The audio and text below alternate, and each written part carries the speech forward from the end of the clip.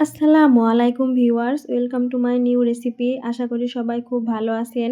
আজকে আমি আপনাদের সাথে শেয়ার করব রাঁধুনি রেডি মিক্স দিয়ে মজাদার স্বাদের ম্যাঙ্গো ফ্লেভারের ফালুদা। তো চলেন রেসিপিতে একটি লাইক দিয়ে রেসিপিটা শুরু করা যাক। তো এখানে আমি রাঁধুনির ম্যাঙ্গো ফ্লেভারের ফালুদা মিক্স নিয়েছি 1 প্যাকেট। তো এই প্যাকেটের ভিতরে এরকম সাবু ও নুডলসের একটা মিশ্রণ, একটা লাল রঙের জেলি ও একটা সবুজ রঙের জেলির প্যাকেট পাওয়া যায়। তো এবার আমি একটা প্যানে হাফ কাপ পরিমাণ পানি দিয়ে দেব। অবশ্য প্যাকেটের গায়ে 1 কাপ লেখা থাকে, 1 কাপ পরিমাণ দিলে কিন্তু জেলোটা জমবে না, সে কারণে অবশ্যই এখানে হাফ কাপ পানি দিবেন। তো এবারে জেলোটাকে নেড়ে চেড়ে সম্পূর্ণ পানির সাথে মিশিয়ে নেব এবং প্রায় 5 মিনিটের মতো জাল করে নেব। তো 5 মিনিট মতো জাল করলে জেলোটা পারফেক্টলি হয়ে যাবে। তো আমি 5 মিনিট জাল করে নিয়েছি, এবার নামিয়ে নেব। তো এবার একটা প্লাস্টিকের বক্সে আমি এই জেলগুলো সেট করে নেব, সেজন্য এ পাত্রে ঢেলে নিয়েছি। এবার কিছুটা ঠান্ডা হলে নর্মাল ফ্রিজে রেখে দেব। তো আবারও সেমভাবে হাফ কাপ পানি দিয়ে দেব এবং লাল রঙের জেলোটা দিয়ে দেব। তো আমার কাছে এই জেলোটার কালার একটু কম মনে হচ্ছে, সে কারণে আমি এখানে 3 থেকে 4 ফোঁটার মতো রেড ফুড কালার দিয়ে দিয়েছি। তো এবার এই পানির মিশ্রণটাকেও নেড়ে চেড়ে 5 মিনিটের মতো ফুটিয়ে নেব। আপনারা চাইলে 1 কাপ পানি দিয়েও এই জেলোটি তৈরি করতে পারেন, সেক্ষেত্রে এখানে হাফ টেবিল চামচের মতো আগার আগার দিয়ে দিবেন। তো প্রায় 5 মিনিটের মতো জাল করে আমি জেলোটা নামিয়ে নেব এবং একটা এরকম বক্সে ঢেলে নেব। তো সেমভাবে এই জেলোটাকেও ঠান্ডা করে নর্মাল ফ্রিজে রেখে দেব প্রায় আধা ঘন্টার জন্য। এবার একটা প্যানে 1 লিটার লিকুইড গরুর দুধ দিয়ে দেব।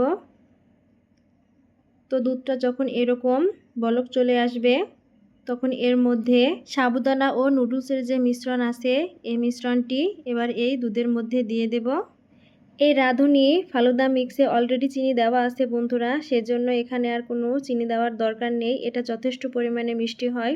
তো এবার নেড়ে চেড়ে সাবুদানা ও নুডলসটাকে সিদ্ধ করে নেব।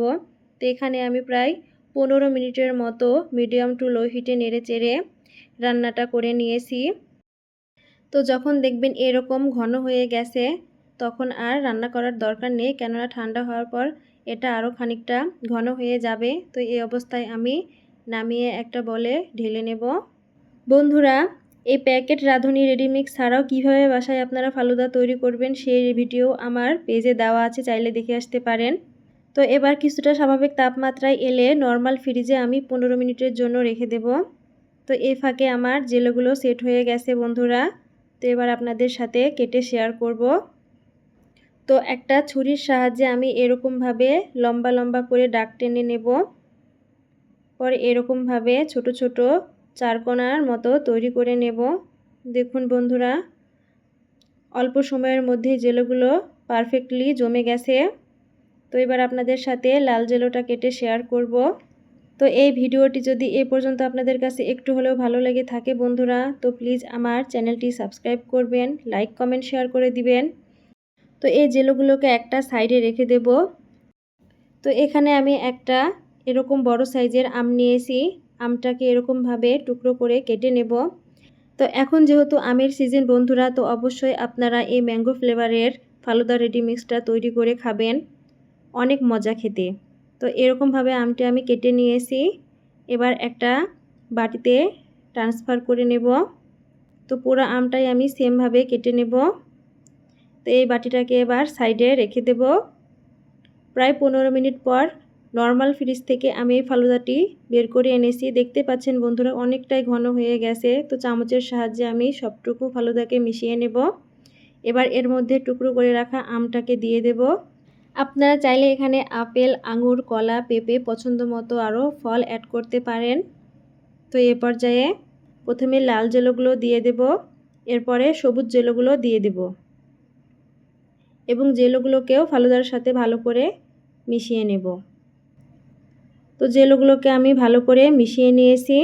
এবার ওপর দিয়ে ওয়াটারমেলন আইসক্রিম দিয়ে দেব। আমার পেজে already malai ice cream, watermelon ice cream, chocolate ice cream ও ভ্যানিলা আইসক্রিম রেসিপি দেওয়া আছে, চাইলে আপনারা দেখে আসতে পারেন। তো এবার ওপর থেকে কাঠবাদাম কুচি দিয়ে দেব।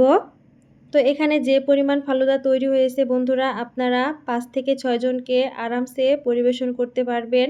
তো অবশ্যই এই আমের সিজনে ম্যাঙ্গো ফ্লেভারের এই রাঁধুনি ফালুদা মিক্সটি কিনে এনে বাসায় তৈরি করবেন এবং পরিবার সহ খাবেন। তো এই ভিডিওটি যদি আপনাদের কাছে একটু হলেও ভালো লেগে থাকে তো প্লিজ আমার ফেসবুক পেজটি ফলো করবেন, লাইক, কমেন্ট, শেয়ার করবেন। আল্লাহ হাফেজ।